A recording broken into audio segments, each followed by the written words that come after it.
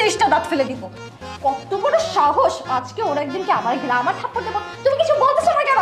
ও কি বলবে? চলো তোমার সাথে আসো। চলো তো মানে এই আমার জামাইকে ছবি না, ছাড় ছাড়। আমার হাত ছিঁড়ে যাবে তো। ওরে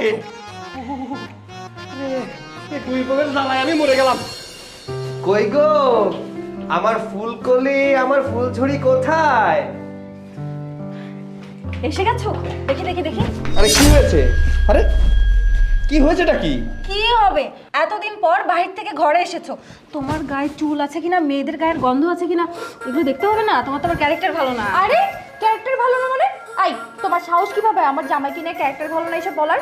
শোনো, ও না শুধু আমাকেই ভালোবাসে, আমার সাথে যদি আগে দেখা হতো তাহলে তোমাকে কখনোই বিয়ে করতো না।